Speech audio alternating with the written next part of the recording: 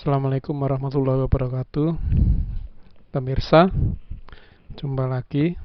Kesempatan kali ini saya akan mencoba membagi pengalaman saya dalam mengembangkan sensor suhu dan tekanan udara menggunakan wireless LoRa.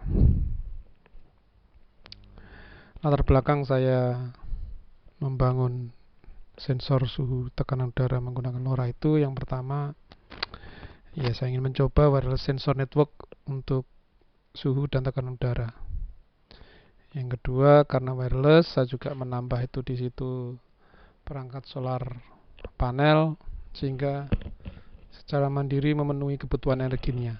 Jadi wireless sensor network itu bisa berdiri sendiri, tidak membutuhkan energi tambahan dari luar kecuali cahaya matahari, energi matahari. Topologi yang saya gunakan seperti paparan yang pernah saya sampaikan sebelumnya. Saya ingin mencoba membangun wireless sensor ini menggunakan teknologi LoRa dan ada konsentratornya, lalu ke cloudnya menggunakan MQTT ke cloud.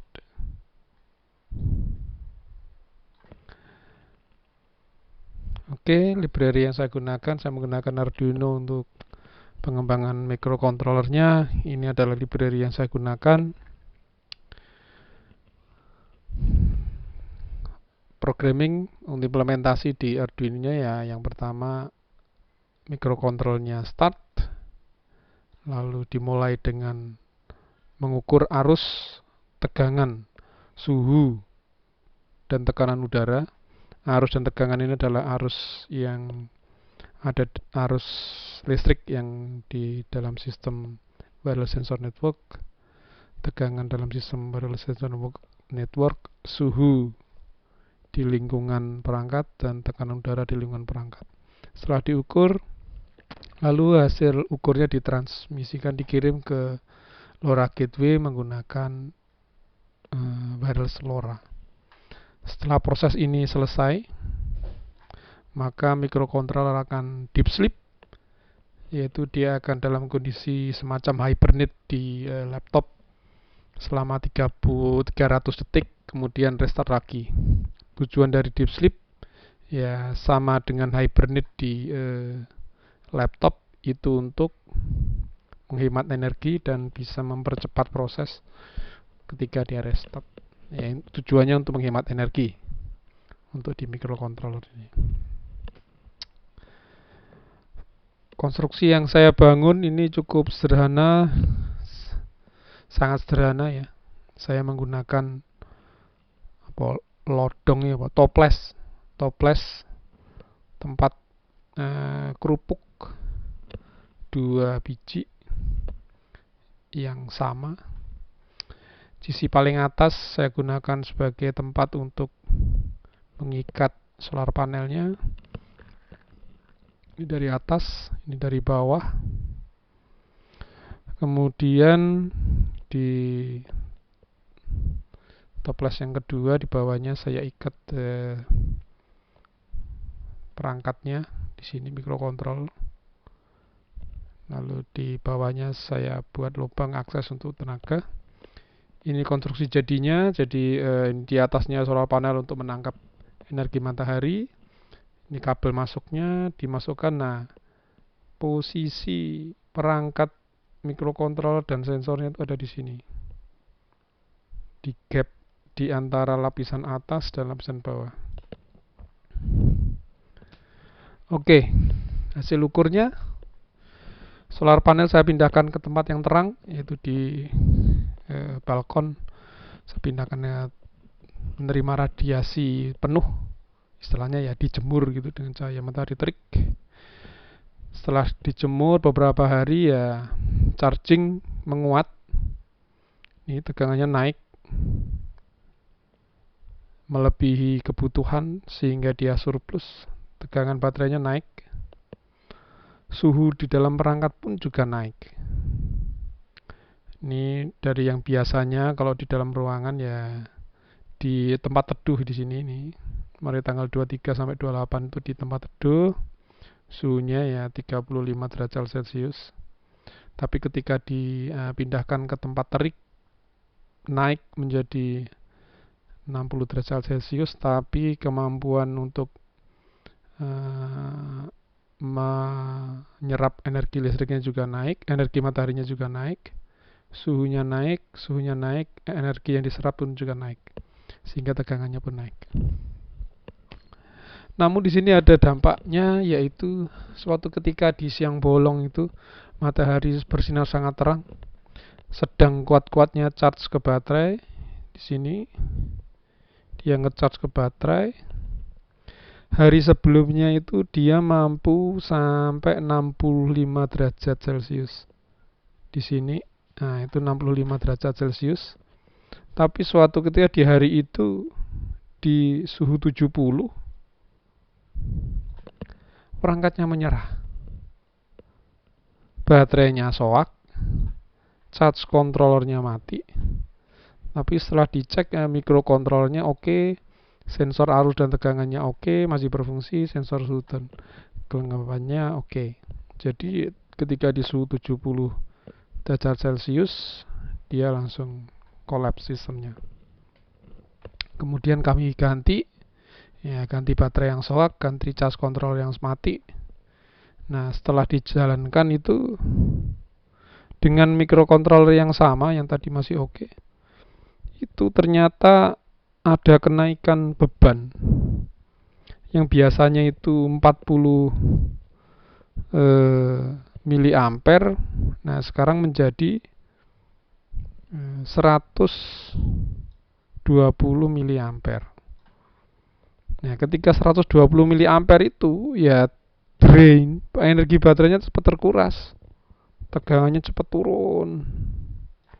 Nah, ini sistem bisa tidak bertahan, nanti sistem akan mati, baterainya kehabisan energi gara-gara bebannya naik ke 120 miliampere. Akhirnya kami mencoba mengganti mikrokontroler yang baru.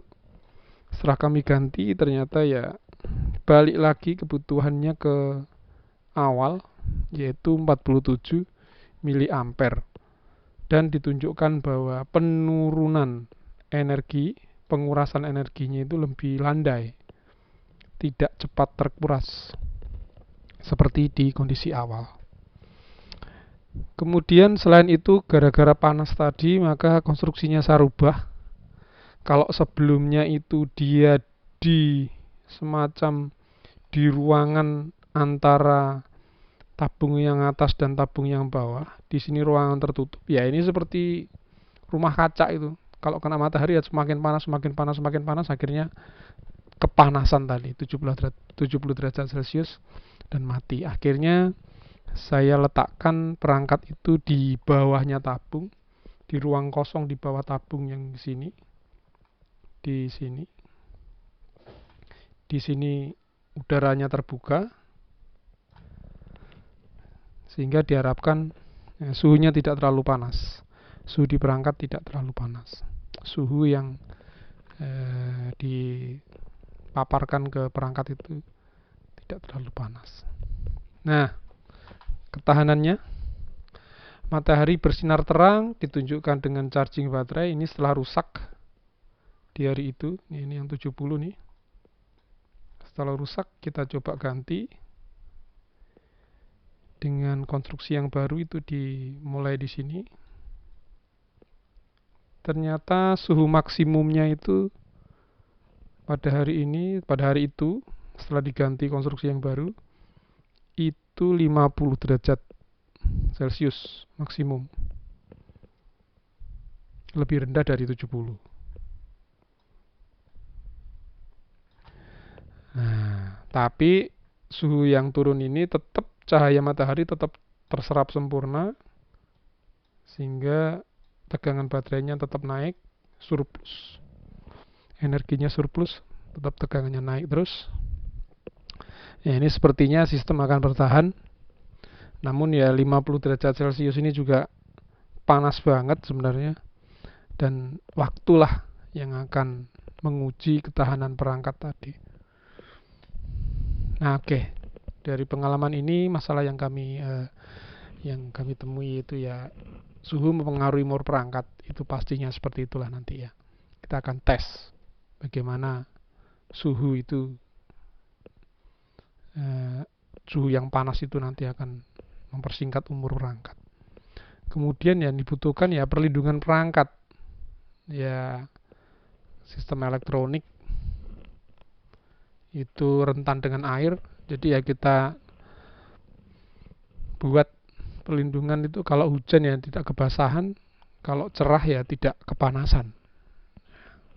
Kemudian ya karena ini uji coba di rumahan ya kami nggak punya tes untuk environment test dari perangkat atau aging test dari perangkat, jadi ini perangkat yang ditahan berapa tahun, berapa bulan dengan ditempa oleh hujan dan panas. Modul elektronik yang saya gunakan, nah itu ini LoRa,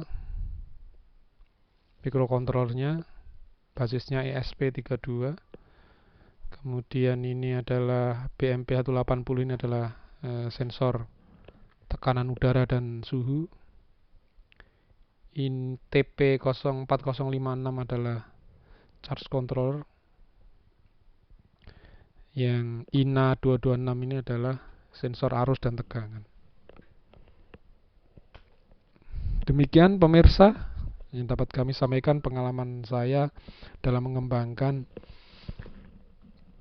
sensor suhu dan tekanan udara wireless menggunakan LoRa. Semoga bermanfaat.